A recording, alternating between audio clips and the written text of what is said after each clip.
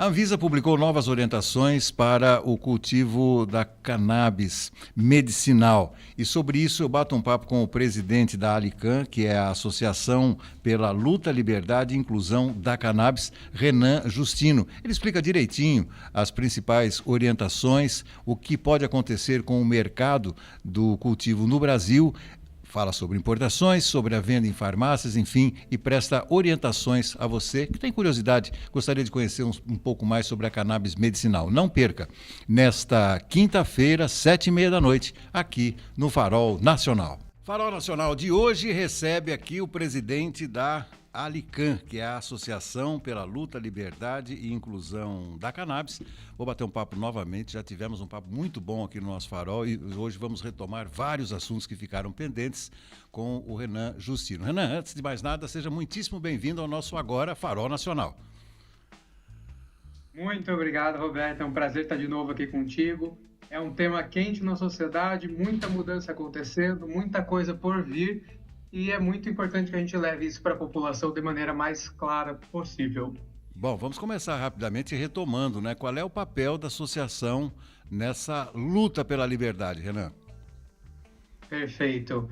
Assim, dentro de um movimento mundial, onde cada vez mais as pessoas buscam e têm acesso ao uso medicinal da cannabis, aqui no Brasil as associações como um todo foram as pioneiras em levar esse acesso e seguem tendo um papel crucial hoje dentro de atender essa população no Brasil em diversas formas. Eu espero conseguir mostrar aqui ao longo da nossa conversa que tenhamos regulamentações diferentes, elas não atendem a mesma finalidade e as associações continuam sendo a única alternativa para milhares de brasileiros. Bom, vamos começar. Eu quero explorar um pouco mais os benefícios, a questão terapêutica, né, do uso dos óleos, das pomadas e tal, mas antes Claro. vamos começar com o que é mais recente. A Anvisa, agora no mês de janeiro, no final de janeiro, autorizou o cultivo da cannabis sativa no Brasil para fins medicinais de pesquisa. Eu queria ressaltar que para fins medicinais foi autorizado por unanimidade entre os diretores da Anvisa o cultivo do cânhame industrial, uma variação da cannabis sativa com teor de THC. Então vamos esclarecer um pouco mais o que seria o THC, hein, Renan? Perfeito. É uma sopa de letrinhas, né? Exatamente. Quem não é do meio acaba ficando... A regulamentação por si só ela já é um pouco confusa, e aí quando a gente junta todas essas propriedades medicinais acaba ficando um pouquinho mais. Mas, indo direto ao ponto, o THC é a principal molécula, é o principal canabinoide, que é o composto medicinal que hoje se extrai das plantas, entre outros, mas é o principal. E dentre esses compostos, o THC é o principal. O THC dentro da planta é o que, desde a história da humanidade de relação com a cannabis, isso eu estou falando de 12 mil anos atrás, é o que traz realmente o ser humano para perto dessa planta para suas finalidades de uso medicinal, de uso religioso, de uso recreativo, tá? Porém, dentro da indústria farmacêutica, dentro do consenso atual, o deslocamento dessa propriedade medicinal absoluta acabou sendo migrado para o CBD, por ele não ter a questão da psicoatividade, por ele não alterar o seu estado mental. Porém, entretanto, o THC é tão medicinal quanto o CBD, porém existe esse efeito de alteração do seu estado mental. Exatamente, É basicamente porque... isso. Não, sim, porque eu estou vendo aqui, na matéria que eu compilei da imprensa, eles estão, no caso de variações de THC acima de 0,3%, está autorizado. Quer dizer, o governo pretende regulamentar isso e, mais do que isso, né, Renan, fiscalizar o cultivo, né? Eu acho que essa é uma grande... se me permite aqui entrar um pouquinho já na regulamentação dessa Claro. diferenciação da fiscalização e entre esses meios, eu acho que a gente tem que dar um passo atrás e entender um cenário para cair na resposta da sua pergunta, tá, Roberto? Porque até então, as pessoas no Brasil elas têm acesso a cannabis medicinal a partir de 3 vias diferentes, que são muito distintas entre elas. As farmácias, onde a maior parte da população brasileira está acostumada a comprar medicamentos, e ela é regulada pela Anvisa, em uma dessas resoluções de diretoria colegiada, que são as RDCs, que foram atualizadas. A outra via é a importação, que foi onde, de fato, a Anvisa deu a liberdade para que esse mercado e que as pessoas começassem a buscar. Isso lá em 2015, 2014 para 2015. E a terceira via são as associações, tá? Até então dependiam exclusivamente do jurídico no Brasil, de todo o judiciário, para continuarem atuando. Tá? O que muda de fato agora, principalmente, é que a Anvisa regulamentou o cultivo nessas 3 esferas. Na esfera industrial, ela regulamentou com certas limitações, mas por si só, essa esfera ela já é muito regulamentada, ela já é muito fiscalizada. A empresa precisa de uma autorização especial. A Anvisa não vai deixar qualquer indústria ou qualquer empresa sair plantando para cunho medicinal. Por si só, já existe uma barreira de entrada muito alta dentro dessa indústria. E aí a gente tem entraves econômicos que pode ficar para um outro momento e discutir a respeito dessa linha por si só. Eu acho que a grande mudança está nas outras 2 resoluções da Anvisa que caem na questão da fiscalização. Tá. Até então, não era permitido o cultivo para finalidade de pesquisa. Então, a partir de agora, existe uma normativa, Perfeito. Uma RDC própria da Anvisa, para regulamentar o que pode e o que não pode, o que fiscaliza e o que não fiscaliza, em relação à Fiocruz, em relação à Embrapa, que desponta no Brasil como tecnologia agro, seja na adaptação de genéticas, seja na pesquisa dos próprios canabinoides. Então, agora a gente tem todo um norte, 4 linhas de regulamentação que definem a questão da pesquisa no Brasil. Isso é um mega avanço, sem querer comparar com o resto do mundo. Por si só, dentro do Brasil, isso é um ponto bem positivo. E o segundo, que é interessante, porque a Anvisa faz isso salvo engano, essa é a primeira vez que no Brasil acontece isso, em que uma agência, uma instituição, uma agência reguladora adota um momento de experimentação. Tá. Na parte de tecnologia, a gente chama isso de sandbox. Né? E ela adotou esse conceito de experimentação para as associações. E aí eu vou falar um pouquinho dessa particularidade, mas voltando e agora de forma objetiva na sua pergunta sobre fiscalização, é isso. Até então no Brasil, nesses últimos 12 anos, nós temos entre 350 e 400 associações no país que estavam cada uma trabalhando a sua modalidade. Perfeito. E agora a gente tem um consenso de fiscalização, de segurança, de qualidade, para a Anvisa acompanhar elas, entender as particularidades de cada uma e em até 5 anos fazer de fato uma resolução que seja o caminho das associações de forma definitiva. Então é bem o começo, né? Não, eu estou te perguntando isso porque da cidade de onde eu falo, eu já estou há algum tempo no jornalismo, era relativamente comum estamparem as páginas policiais reportagens desse plantio irregular. Inclusive aqui em Limeira tem um horto municipal, era muito comum os guardas municipais encontrarem no meio da vegetação do horto plantação irregular de cannabis. Eu sou de Limeira também, né? Eu estou em Florianópolis, porém eu estou bem familiarizado, até um pouco tempo atrás eu estava aí, conheço bem a realidade da nossa cidade e, de fato, existe uma outra via que não foi discutida na regulamentação da Anvisa e que ela é amparada principalmente pelo judiciário, que é o direito das pessoas de plantarem e extraírem em casa e fazerem a sua medicação à base de cannabis. Isso é uma realidade do país hoje também para milhares de pessoas. Isso foi uma realidade muito maior lá atrás, tem o seu grau de complexidade, não é para todo mundo, e aí sim as associações se surgem para falar, não, então vamos nos organizar, vamos cultivar de forma coletiva e vamos levar acesso, diminuir o trabalho individual e ampliar o acesso coletivo. Basicamente é o lema aí da associação no sentido do porquê ela existe. Entendi. Você está falando muito de estudos, né? E eu estive recentemente, mês passado, em Punta del Este, no Uruguai, por algumas horas, cidade que eu já tinha visitado, mas o Renan, é impressionante, né? O número de...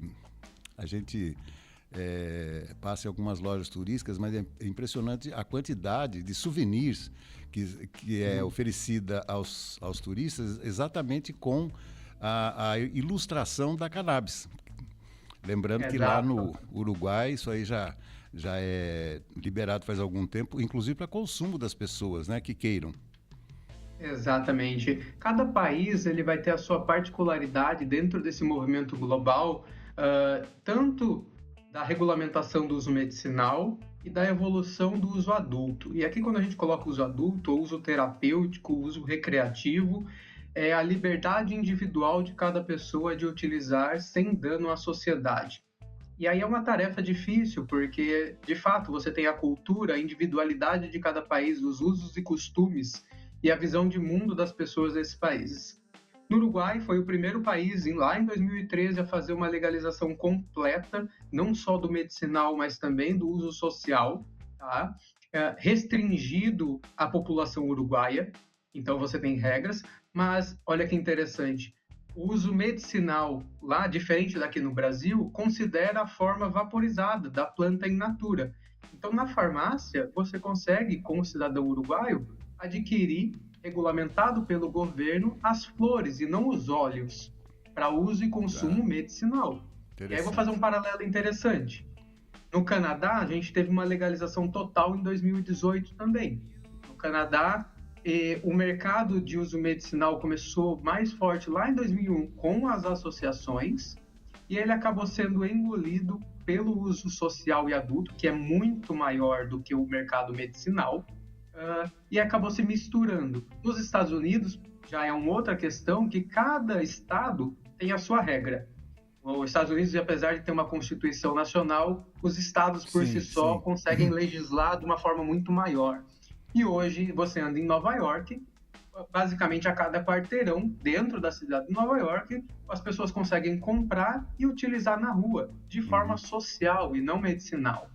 E aí eu vou fazer um paralelo para o nosso país, porque eu já estive nesses países. Tá. Eu já estive no Uruguai, já estive no Canadá, nos Estados Unidos, basicamente em alguns países da Europa, onde o uso medicinal também vem avançando.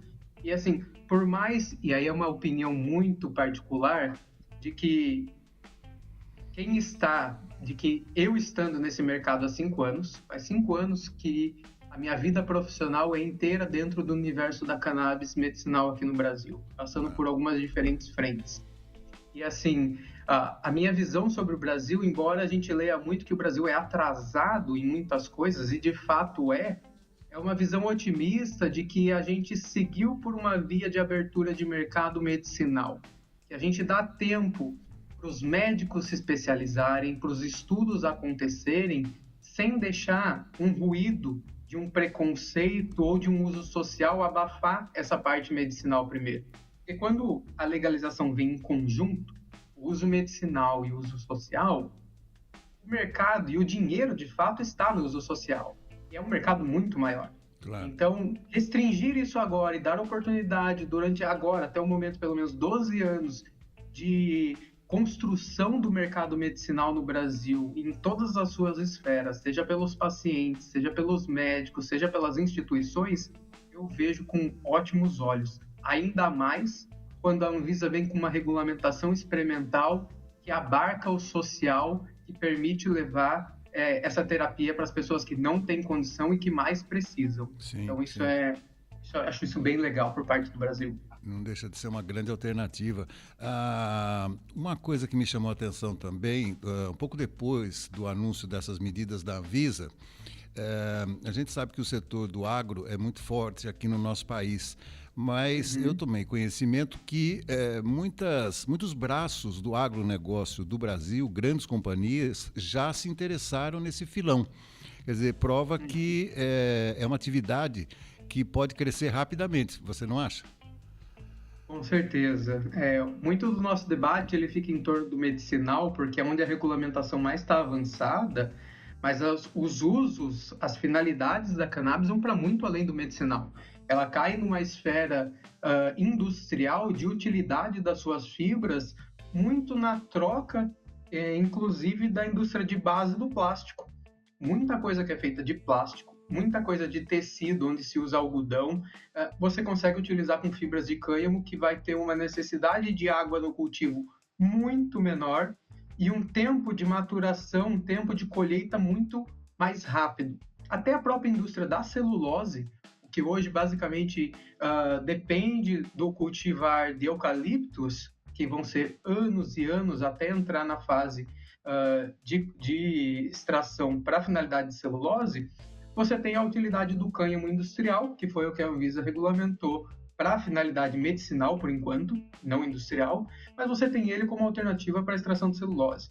Então, você tem uma série de cadeias produtivas que podem se beneficiar do uso do cânhamo industrial para a finalidade final. Eu não posso deixar de fazer uma pergunta em cima disso, aliás, duas em uma, Renan, que é o seguinte, as pessoas ou as empresas que se prestarem a receber autorização para o cultivo do cânhamo, necessariamente elas têm que comprovar que, por exemplo, depois da colheita, vamos dizer assim, isso aí será destinado a uma empresa de pesquisa, por exemplo, isso será obrigatório? E a segunda pergunta, já que você fala da região sul do Brasil, me ocorre aqui, principalmente o Rio Grande do Sul é um grande plantador de fumo que alimenta a indústria do tabaco aqui no nosso país. Vamos começar por essa pergunta, depois a gente volta para as empresas. Dá para traçar um paralelo em termos de cultivo entre o fumo e o cânhamo? No sentido de que pode se virar, o cânhamo é muito mais commodity do que o fumo, no sentido de mercados globais e utilização. O fumo ele tem um destino único, né?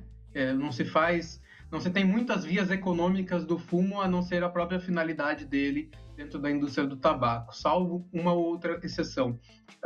A cannabis é totalmente diferente disso. Que nem a gente estava falando aqui, são milhares de usos. É muita coisa quando a gente expande o uso medicinal.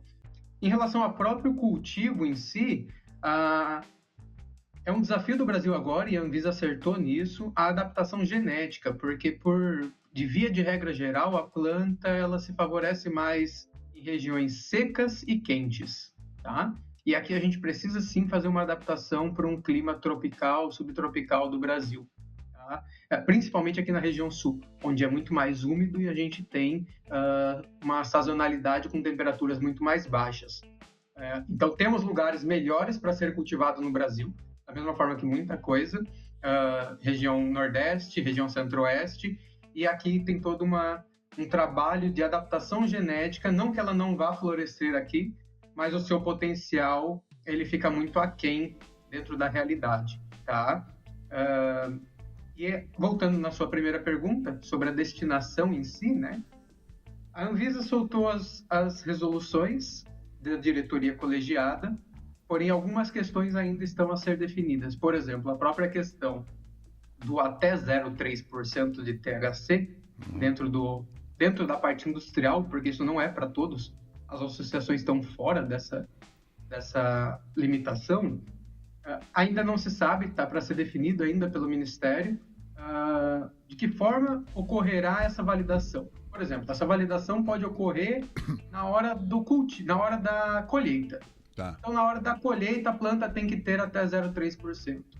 Se essa validação ocorrer em até 1 ou 2 meses depois da colheita, esse índice já pode alterar na própria planta. Fatores de clima, fatores de técnica de plantio impactam nesse percentual. Porque, no fundo, esse percentual ele é arbitrário. Esse percentual ele não existe na natureza. Uma planta em que você vai falar assim, não, essa planta dá até 0,3%. Você tem 3 quimiotipos, tipos de planta, que vai falar, essa planta é muito mais isso do que isso. Essa planta é muito mais CBD do que THC. Lá na região do hemisfério norte, Estados Unidos, Europa, consegue-se condições climáticas e de cultivo que conseguiram manejar esse até 0,3% THC.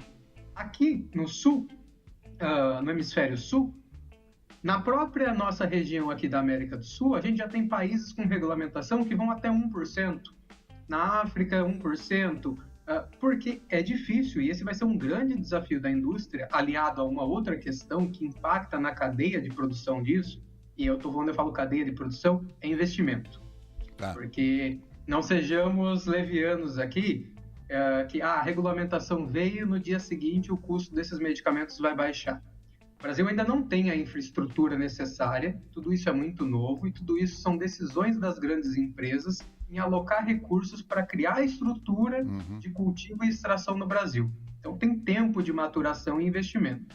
A questão do 0,3% é um fator de risco de investimento, porque, dependendo das regras, o que acontece quando passar de 0,3%? Vai ser destruído? Eu tive 6 meses de plantio para chegar na hora da colheita e virar um extrato para uso medicinal, mas passou de 0,3%. Como fica o meu investimento, a alocação dos meus recursos? Isso é um ponto importante. Perfeito. Eu tenho um outro ponto importante. A regulamentação limita a exportação, o que não faz muito sentido, porque do ponto de vista agro, o Brasil é um exportador mundial. Sim. E nesse primeiro momento, para as indústrias, o plantio vai estar limitado ao mercado nacional. Você citou o exemplo do Uruguai. O Uruguai hoje O Uruguai planta bastante, o Uruguai não tem uma capacidade de extração laboratorial muito grande. O que ele faz muito? Planta e manda tudo isso lá para a Suíça, isso é extraído na Suíça e isso é devolvido como um produto finalizado, não só para o Uruguai, mas para o restante do mundo, inclusive para o Brasil. Aqui dentro a gente vai ter essa mesma barreira com o prejuízo de que as exportações das flores para serem extraídas não vão poder ocorrer. Então, essa é uma indústria muito verticalizada. A gente tem os mesmos jogadores dentro dela, os maiores, pelo menos, que cuidam desde a genética até o produto final, passando por essa cadeia de cultivo, extração e vendas. Se essas empresas tiverem que alocar recursos milionários no Brasil para não poderem usar o fruto desses benefícios em outros países, você tem um outro fator de risco de alocação de investimento muito grande. Perfeito. Então, a parte da indústria são fatores limitantes. São fatores limitantes, barreiras de entrada e fatores limitantes de mercado. Esses dias eu entrevistei um colega jornalista, Reinaldo de Oliveira, e ele conduz um site, um Instagram também, chamado Só Notícia Boa. Muito interessante, porque foi por inspiração na filha dele. Então, ele só dá notícia boa. E eu falei desse caso, né? E ele achou um absurdo atraso que o Brasil vive em relação aos produtos e tal, aos derivados da cannabis, e ele falou, eu sou testemunha de muitas pessoas que tiveram isso. Nós vamos deixar isso para o segundo bloco para falar dos benefícios, mas eu estou dizendo só notícia boa porque tem só notícia ruim também. Eu não posso deixar de perguntar o seguinte, nós temos acompanhado nos últimos meses, para não dizer nos últimos anos, a expansão territorial cada vez maior do crime organizado. E quando a gente pensa em crime organizado, eles expandiram a sua atuação, não apenas para as ocorrências que a gente está acostumado a ver, mas também para setores produtivos. Dá um pouco de medo, né? Dá um pouco de medo pensar nessa produção industrial ou nos tentáculos do crime organizado para tentar se beneficiar ou se aproveitar desse momento de liberação, Renan? Eu entendo essa preocupação, eu vejo um pouco desse lado também, uma vez que a capacidade do crime de adentrar nas esferas institucionais e no mercado legal em diversas áreas, ela nos surpreende a cada dia, né? Desde o mercado financeiro, a rede de postos de combustíveis, ao mercadinho da esquina que, de certa forma, lava dinheiro para alguma coisa. Isso assusta todo brasileiro e eu acho que isso vai ser tema principal da nossa eleição desse ano. Mas voltando para o ponto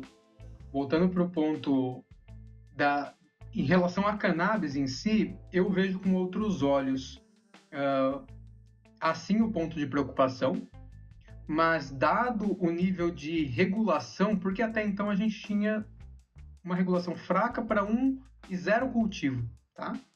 E olhamos então para o passado, o crime organizado, e é claro, isso aqui é uma leitura muito individual e limitada, mas o crime organizado no passado se sustentava e nasceu as suas bases a partir do tráfico de drogas, seja maconha, seja cocaína, entre outras drogas. Isso evoluiu, e isso quem está dizendo não sou eu, justamente para o que você colocou, que hoje o crime ele é muito mais rentável dentro do próprio mercado legal e outras atividades que ele explora. O crime não sobrevive mais de tráfico de maconha. Isso não é mais a realidade do país, mas isso ainda é a realidade populista no discurso de muitos dos nossos líderes. Mas isso está longe de ser a realidade. A maconha não dá dinheiro para o crime como uma lavagem de dinheiro, como ter participação em empresas de atividades lícitas. Dito isso, o que aconteceu de 2006 para cá, quando a gente teve a lei antidrogas, principalmente, é que a gente enxugou muito gelo. No Brasil, prendeu-se muito traficante da ponta com pouca quantidade de maconha, e isso estampou os nossos noticiários e estampa até hoje direto, tá? E isso tem sim as suas implicações de segurança, isso tem sim que ser combatido, mas de maneira inteligente, tá?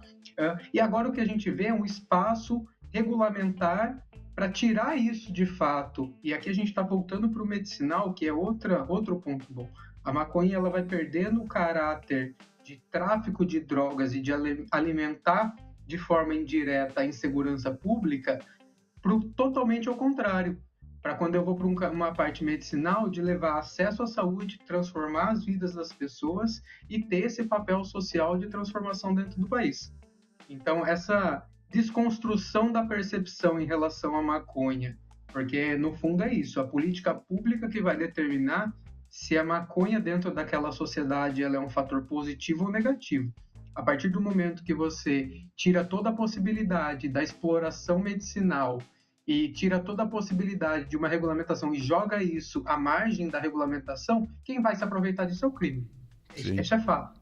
A partir do momento que você tira isso das sombras, traz para a luz da regulamentação, define quem são os jogadores desse jogo, coloca regras tanto de fiscalização, de acesso, de finalidade, você traz sim um papel do Estado de limitar a entrada do tráfico, do crime organizado para isso. Sim. Até porque o crime organizado, em sua grande parte, não tem interesse na finalidade medicinal.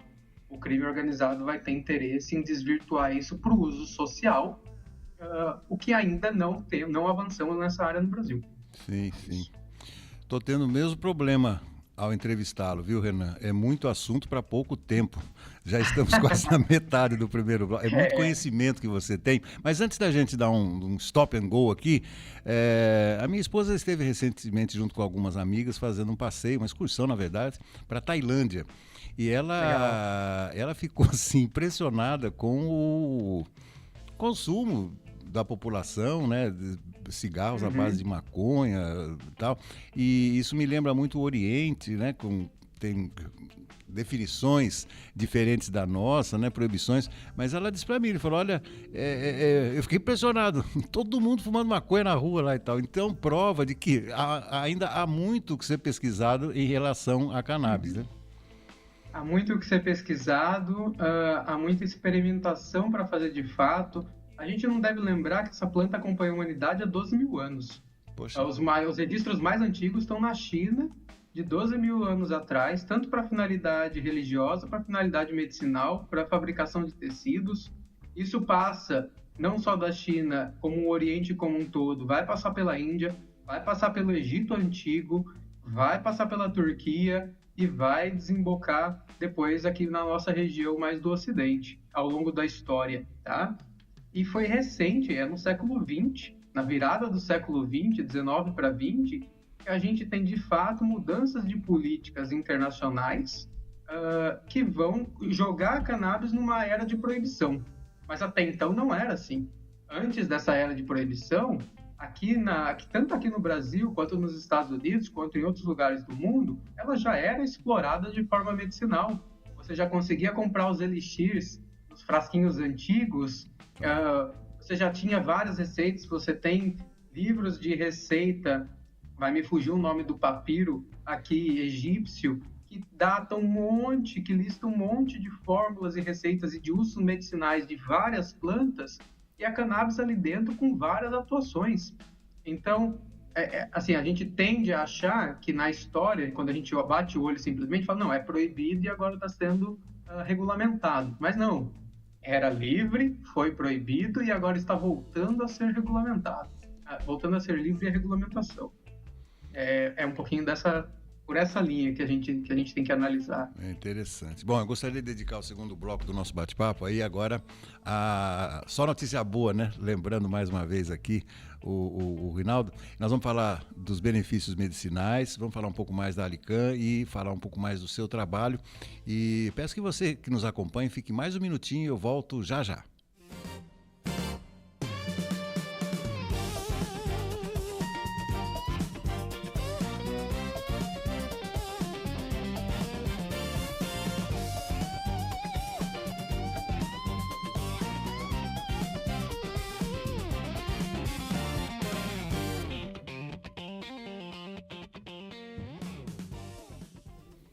Olá, o Farol mudou, agora é Farol Nacional. Não perca a nossa programação de segunda a sexta-feira, a partir das 7 da noite, pelo YouTube. Segunda-feira é dia de Sidney Botelho, comunicador, palestrante, trazer aqui o seu Connections Business. Às terças, Sandra de Ângeles comanda o seu quadro Disruptivos, aqui no nosso Farol Nacional. Às quartas, Leilani de Paula, treinadora física e comportamental, fala sobre saúde, sobre comportamento humano. E às quintas, Dani Cardoso apresenta o seu Autoestima 360 graus, trazendo estética, beleza, informações do mundo, do universo feminino. E às sextas-feiras, aí sim, o Chef Stein traz convidados da gastronomia, ele que é professor e vai emprestar os seus conhecimentos ao nosso Farol Nacional, trazendo muitas novidades para todos nós. Então não perca, de segunda a sexta-feira, Farol Nacional no YouTube, a partir das 7 da noite. Voltamos para o segundo bloco aqui do nosso Farol Nacional. Hoje tem a honra de entrevistar o Renan Justino, que é presidente da ALICAN, Associação pela Luta, Liberdade e Inclusão da Cannabis. Eu fico com medo danado de falar errado o nome da associação, que é comprido, né, Renan? É comprido esse nome, viu? É comprido, mas ele está atrelado a valores. Sem então, dúvida. a gente não pode, a gente não cortou porque os valores, né, desse nome são muito importantes. São a base do trabalho que a gente faz. Perfeito. Bom, antes da gente começar, eu queria dar um testemunho de que, entre várias notícias que foram veiculadas, nós estamos falando da liberação recente por parte da Anvisa, né, do plantio para fins de pesquisa, né, da cannabis, ou do cânhamo. Aliás, depois eu ia pedir para diferenciar essa nomenclatura. Mas assim, falou-se muito também sobre a recomendação médica em relação ao uso desse medicamento. E eu recentemente participei de uma, digamos assim, de uma consulta, de uma teleconsulta, né, para tentar me habilitar para o uso medicinal, né? Então, ou seja, a exigência da indicação médica continua existindo, né, Renan?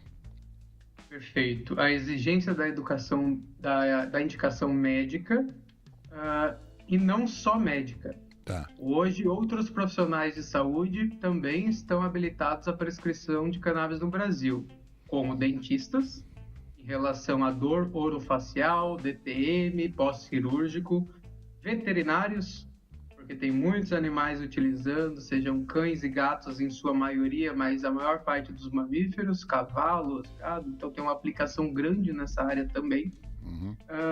Fisioterapeutas, em relação à dor. Então você tem aí o CREFITO, que é proporcional ao CRM dos médicos, regulamentando essa área também.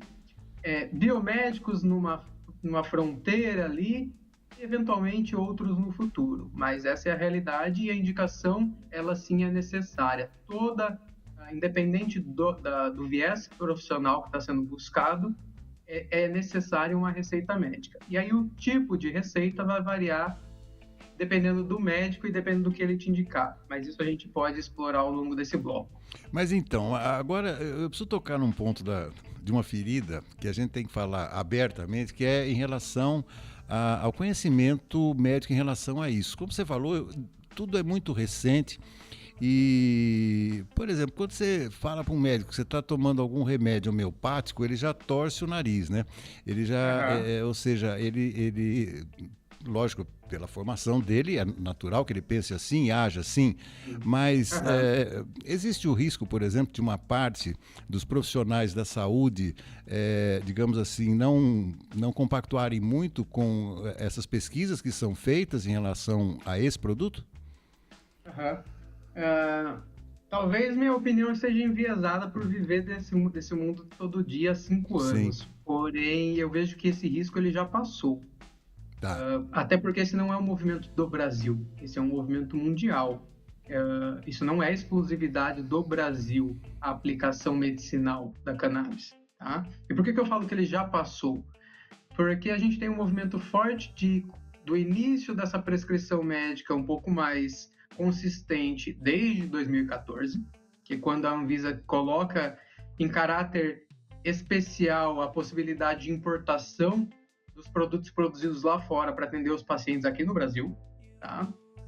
E de lá para cá, por muito tempo ficou se vinculado na imprensa, só 1% dos profissionais médicos prescrevem, só 2% dos profissionais médicos prescrevem no Brasil, de uma base aproximada de 450 mil médicos. Esse número já ficou para trás. Segundo o anuário da Kayamind, que é uma agência especializada em dados do mercado medicinal aqui no Brasil, esse número já está beirando, salvo engano, cerca de pelo menos 60 a 80 mil profissionais, pelo menos uma vez já prescreveram. E aí você tem um outro fator, que é a indústria farmacêutica como um todo, a mesma indústria que produz os alopáticos, também entrando dentro do mercado de cannabis medicinal e produzindo as suas próprias fórmulas. E aí você tem algumas indústrias indo nesse sentido, que já possuem uma base de representantes visitando o médico, apresentando outros produtos e agora apresentando também a cannabis. Então você tem essa conversão de fatores em relação a isso, e o número de estudos, a evidência científica, ela é dada. Eu falo muito que o médico que não se atualizar, ele vai ficar para trás, porque o movimento no Brasil começou por uma demanda social. Então, vai ser cada vez mais comum o paciente chegar, por já ter tido casos em volta dele onde funcionou, e pedir para o médico, olha, para o meu caso não dá para usar cannabis medicinal? Esse médico vai estar diante de 3 situações. Ele vai estar diante da situação onde ele sabe e vai poder indicar. Ele vai estar diante de uma situação onde ele sabe que funciona, mas não sabe prescrever, e vai indicar esse paciente para um outro colega dele, que ele sabe prescrever. Ou ele vai estar diante de uma situação em que ele não sabe e ele ainda não acredita. E isso vai ficar restrito na esfera dele, porque esse paciente não vai desistir de procurar. Sim, esse paciente simplesmente vai trocar de profissional e vai achar outro. Então, o médico que não tiver aberto para sentar e dedicar algumas horas de leitura para entender o porquê que ela funciona e como ela funciona e ficar preso no preconceito, infelizmente a minha visão é que ele vai ficar para trás mesmo de uma demanda da sociedade que é muito latente. Por isso que você é o presidente da Alican, conhece tudo. Eu estava pensando nisso enquanto você estava falando. É comum quando a gente está numa sala de espera, né, para ser consultado, entram ou aquelas moças muito bem vestidas, né, muito bem maquiadas, normalmente com uma maletinha, né? Então você fala, será que essa moça veio atrás de uma consulta? É nada, ela está levando remédio para o médico, né? Não, exatamente, ela faz... levando informação, ela está ali porque a indústria está a todo momento lançando novidades e ela tem que levar isso, é papel da indústria levar isso para o médico. Olha, esse produto é melhor por conta disso, e agora a gente não tem esse efeito colateral, agora a gente tem isso, e isso acontece também dentro da indústria da cannabis. Tá. E aí as formas de discurso de diferenciação vão ser desde isso é importante, e talvez a gente caia nesse bloco agora para discutir, que é o médico, ele tem o poder de indicar o paciente dele para uma dessas 3 vias. Perfeito. Que é a importação, que é a farmácia ou que são as associações. Então, a limitação do conhecimento do médico frente às possibilidades de alternativa que ele tem no Brasil vão impactar diretamente o resultado do paciente, porque essas 3 vias não têm os mesmos produtos, não têm as mesmas fórmulas. Vai impactar o orçamento do paciente, porque o valor entre elas muda muito. E vai impactar a própria percepção de resultado, porque se um médico que não tem um conhecimento completo, a gente chama de assimetria de conhecimento, e ele fala assim, eu só conheço a farmácia como possibilidade. Necessariamente ele restringiu boa parte de fórmulas que são importantes e já são dadas, como um CBN para insônia, um CBG para dor, que não estão disponíveis na farmácia, estão só disponíveis via importação. Necessariamente o paciente desse médico vai pagar mais, salvo uma outra questão, porque o tipo de receita médica vai ser diferenciada para farmácia, para importação e para associação. Enquanto na importação e na associação você tem receita simples, essa que você faz uma teleconsulta, sai com uma receita branca assinada, na farmácia ainda há exigência de receita controlada amarela e azul.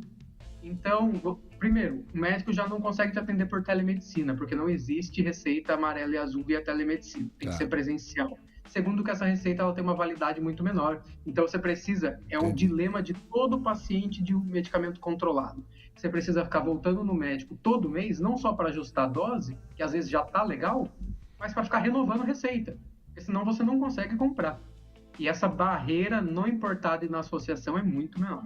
Tanta coisa para Então, te perguntar. Tá, em cima dele. Tá, não, é muita coisa, é muita informação. Sabe por quê? Bom, deixa eu fazer uma pergunta cada vez. A primeira, do ponto de vista jurídico, essa questão já está pacificada, na sua opinião? a questão qual em específico? Da necessidade da importação, de alguma medida Sim. judicial que seja necessária para isso? Sim, na verdade, o judiciário que tomou a frente, porque lá em 2015 a gente teve o projeto de lei que mais avançou de forma popular, que foi o PL 399 de 2015, que está parado até hoje. Então você tem essa ausência do executivo e do legislativo na regulamentação. Tudo isso desembocou no judiciário, com muita judicialização por parte de pacientes de maneira individual, acionando o direito à saúde e tendo isso garantido não só na esfera pública, ou seja, quem vai pagar o tratamento desse paciente é o SUS, seja na esfera municipal, na esfera estadual ou na esfera nacional, na União. E aí, quando eu falo é o SUS, na verdade somos todos nós. É dinheiro de todo pagador de imposto que vai subsidiar o tratamento desses pacientes. E a gente teve um número absurdo de judicialização nesses últimos 10 anos, que cria um rombo dentro do erário público, dentro do orçamento público para essa finalidade em si.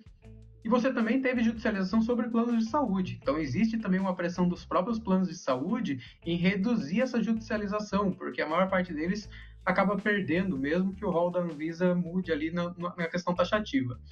Então, você tem essa pressão porque o judiciário, por falta de avanço do executivo e do legislativo, tudo isso desembocou no judiciário.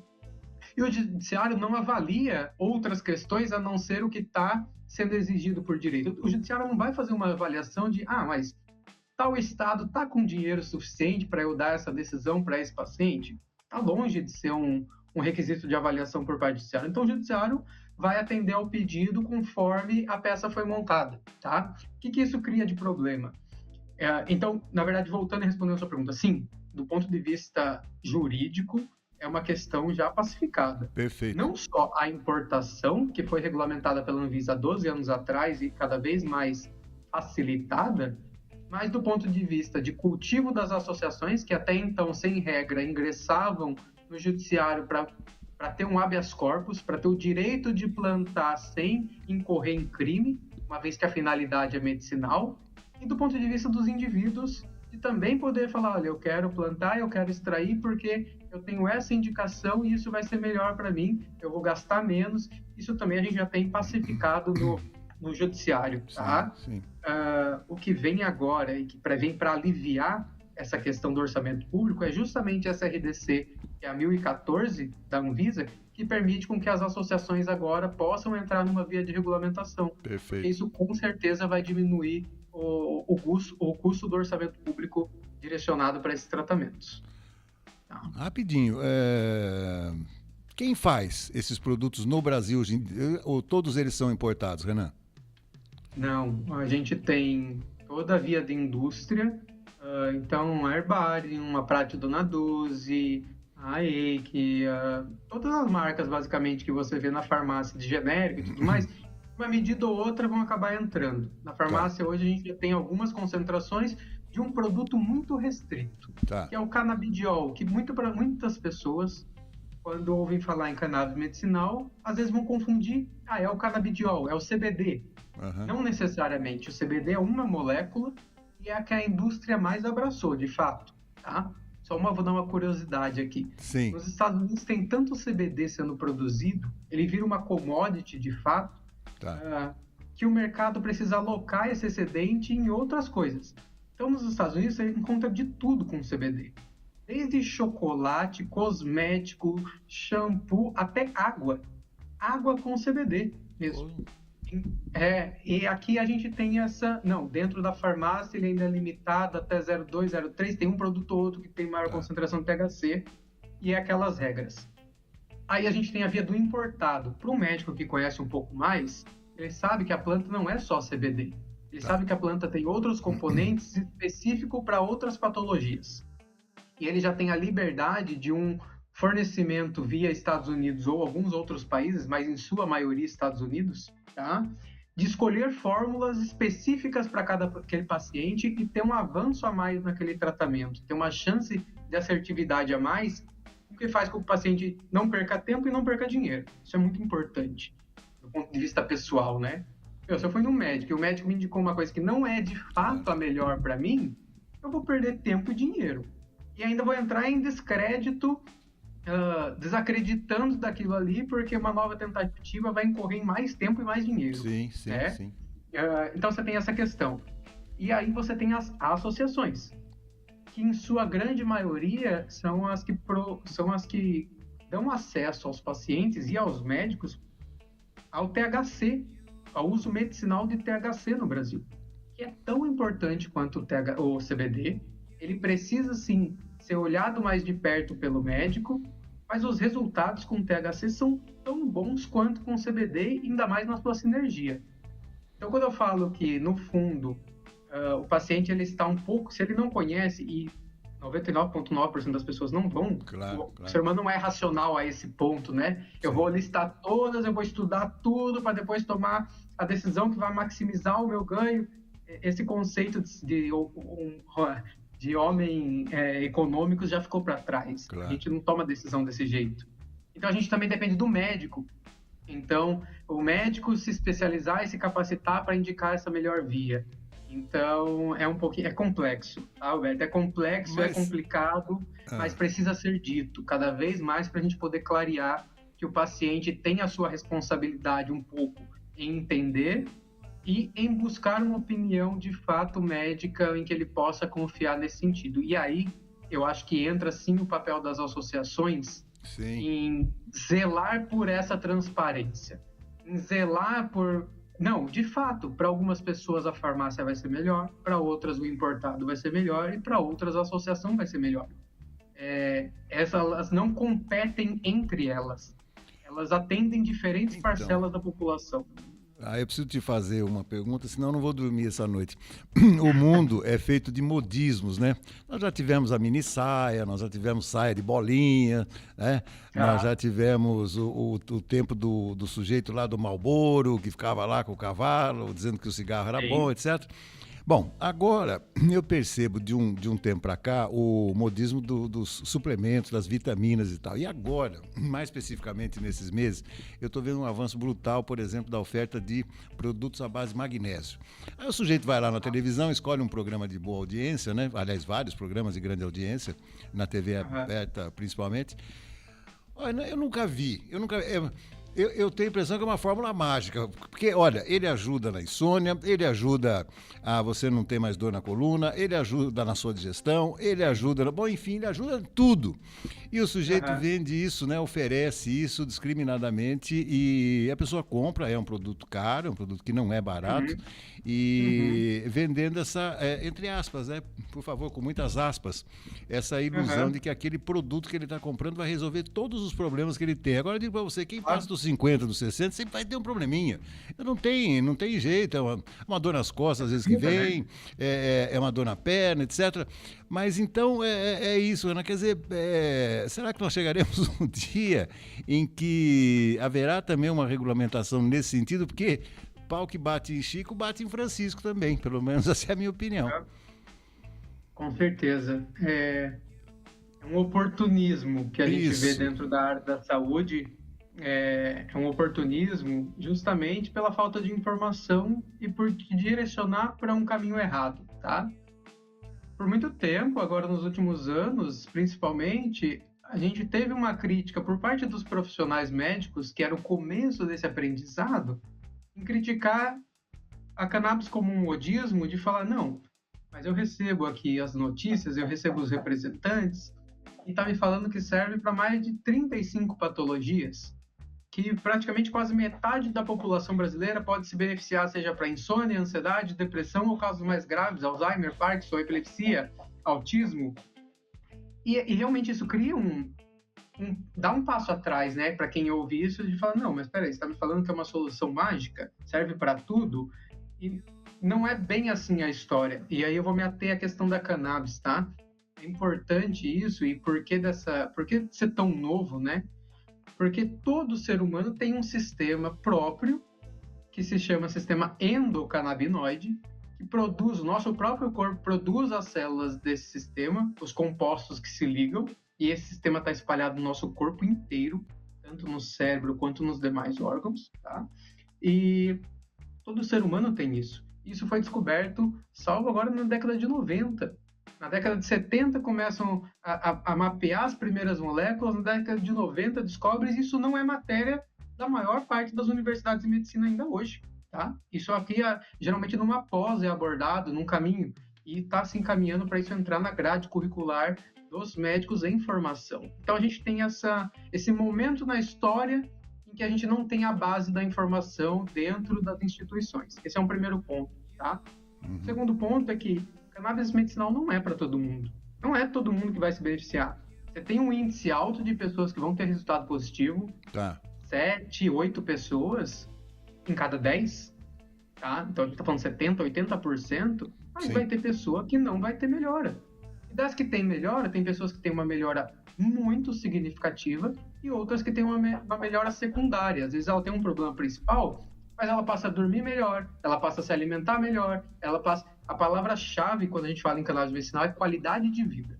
Não é cura, é qualidade de vida. Sim, Tanto sim. que um dos pacientes que mais se beneficiam de cannabis medicinal, principalmente lá fora, não tanto aqui ainda, são pacientes terminais de câncer, que estão numa situação muito crítica e que conseguem ali, naquele período, ter mais qualidade de vida e dignidade para enfrentar questões que são muito difíceis. Não significa que o paciente que tem uma ansiedade leve não pode trocar um alopático, às vezes tarja vermelha ou tarja preta, por uma possibilidade fitoterápica. Perfeito. Tá? E aí, só para eu complementar o meu raciocínio, voltando, por que não é uma panaceia, por que não é uma fórmula mágica, é que dentro desse sistema descobriu-se que a planta da cannabis tem os componentes que se ligam como se fosse chave e fechadura dentro do nosso próprio sistema. E aí, quando o nosso sistema não dá conta, não produz mais essas substâncias, é a substância da planta que entra e compõe. E o papel desse sistema é o que explica por que ele é utilizado em tantas coisas. O papel desse sistema é de homeostase. Homeostase é equilíbrio. Esse sistema é como se ele fosse o maestro dos outros sistemas dentro de uma orquestra. Ele é o maestro que vai ditar sobre o sistema digestivo, sobre o sistema imunológico, sobre o sistema neurológico. Se esses outros sistemas começam a ter desequilíbrio e podem acarretar em doenças, é papel do sistema endocannabinoide atuar para regular os outros sistemas. Então, por isso, a derivação do porquê, no fundo, a cannabis medicinal é indicada para tanta coisa, inclusive para animais, porque ela age na base do sistema que regula os outros sistemas. E quando o médico entende isso, ele sai fora do preconceito de achar que é um modismo para entender de fato a ação da planta e direcionar essa ação de forma específica com fórmulas específicas. É por aí. Perfeito, perfeito. Bom, então antes da gente encerrar, você está falando da questão do papel, né? O papel da associação está mais voltado, por exemplo, para o atendimento de pessoas que necessitam desse tipo de tratamento, né? Do tratamento alternativo. Ele está mais voltado para o esclarecimento dos médicos de uma maneira geral. Eu estou vendo assim uma abrangência muito grande dos compromissos da associação, não é, Renan? Luta, liberdade e inclusão. Esses são os pilares que abrangem todos esses compromissos. É a luta não só na regulamentação, em se fazer presente, falar aqui estamos e estamos ocupando um espaço que até então o Estado não deu conta de ocupar, seja via regulamentação ou via de acesso. Liberdade justamente no sentido de prover o acesso e a opção de escolha dentro desses pacientes, não ficarem limitados a escolhas que não são as melhores para ele, entre outras liberdades que vão incorrer nesse assunto, e inclusão nesse papel social. Hoje, o valor de acesso das associações por parte dos pacientes chega a ser 1/3 do valor das farmácias. Então, enquanto a gente fala R$600 lá, é uma alternativa a R$200 na associação, sem contar que A associação cria vínculo com o paciente, porque vai entender a sua história, vai entender a sua particularidade, vai entender se existe um médico ou outro que é melhor para aquele caso. Então já cria um laço diferente da indústria. A indústria nunca vai ter esse papel, esse relacionamento junto com uma indústria, junto com um balcão de farmácia. Não existe isso. Claro. Então, esse é um caráter importante. O caráter social, no sentido de, além de atender de uma forma mais econômica, tramas sociais de atendimento de fato gratuito. Fornecer de maneira gratuita, após uma avaliação socioeconômica, as pessoas que estão em maior carência de vulnerabilidade financeira e de saúde. A minha trajetória começou dentro de associação, eu depois fui para a clínica, tive uma clínica online, depois eu fui para o mercado de importados, onde eu atuo também até hoje, com produção nos Estados Unidos e fornecimento de fórmulas exclusivas para atender os brasileiros. E voltei para a associação porque a associação tem, de fato, o papel social de não só internalizar a produção, conhecimento, empregos e acesso, mas de atender essa população sem causar custo no SUS. De fato, levar para os municípios uma solução que não é, judicializa, entra com processo, você vai ter acesso. Não, as associações estão aqui para firmar parcerias com as instituições públicas e, de fato, levar acesso às pessoas, sem que isso seja pago por todos. Que isso seja uma iniciativa da própria comunidade. O cenário mais lindo que a gente vai ver no país é quando toda cidade tiver uma associação de cannabis. E elas forem independentes em prover a saúde local, sem depender do Estado e sem depender da federação. Entendi. Não tem que vir de cima para baixo, tem que ser criados núcleos de baixo para cima. E aí sim a gente vai ter, de fato, liberdade ao acesso à saúde através da cannabis medicinal no Brasil. As pessoas podem ser voluntárias nesse sentido, Renan? Com certeza. Assim, a gente hoje está com cerca de 350 associações ao redor do país. A Alican, em específico, está aqui em Florianópolis. Meu sonho é cravar uma bandeira em Limeira também, à medida que a gente evoluir ao longo desse ano, com um núcleo produtivo em Limeira. Tá? No momento, a gente tem focado recursos aqui em Florianópolis, mas em todas as associações, inclusive a nossa, a abertura, sim, de voluntariados nas suas mais diversas especialidades. Porque a gente precisa de pessoal que entenda de marketing para atuar de forma online, pessoal que entenda de farmácia, farmacêuticos, agrônomos, assistente social, dentistas, médicos, fisioterapeutas, os próprios pacientes com histórias que entendem que podem ajudar outras pessoas na divulgação dessas histórias e atuando como um acolhedor. Sim, tem espaço de sobra para o voluntariado. A gente tem as nossas redes sociais, Instagram, depois a gente compartilha com vocês, mas o Instagram é Sou de pertencer, né? Sou.alican, com 2 L's e N no final. Tem o nosso site também, contato@alican.com.br. Você, profissional, agora nós estamos em Farol Nacional, não é mais Farol Limeira, né? Farol de Limeira, mas você, independente da cidade que for, mas em especial Florianópolis e Limeira, que é profissional da saúde, que quer saber mais sobre o assunto, quer se inteirar, às vezes quer trocar com outros profissionais, a associação também tem esse papel de conectar profissionais para o aprendizado contínuo. Entre em contato com a gente, vai ser mais do que bem-vindo, é o que a gente faz o dia inteiro, é falar sobre isso e levar informação de qualidade, seja para o paciente, para o profissional ou para alguma instituição pública. Bacana. Bom, conte sempre com a gente aqui, viu, Renan? Sou um soldado da sua causa aqui e realmente te admiro demais e admiro o seu trabalho, as pessoas que estão em volta da Alican também. Bom, nós vamos voltar numa outra oportunidade, já deixo aqui registrado o convite para nos aprofundarmos mais das questões terapêuticas, medicinais, né? Diferenciações da planta, você falou da flora aí também, eu queria que você descrevesse melhor como é que é essa planta e tal, mas vamos deixar para uma outra oportunidade, porque assunto não falta. Então já deixo registrado o convite, mais uma vez desde já, para a gente se ver em outras vezes. Por enquanto, quero te agradecer imensamente pelo bate-papo aqui, boa sorte e conte sempre com o nosso Farol Nacional. Então, eu te agradeço imensamente a oportunidade de falar isso, levar essas informações para as pessoas é fundamental. Então, ter esse espaço aqui com vocês num canal que já é renomado, um canal de qualidade, que se preocupa com a informação que está passando para a população, isso é muito importante. Eu me sinto lisonjeado nisso.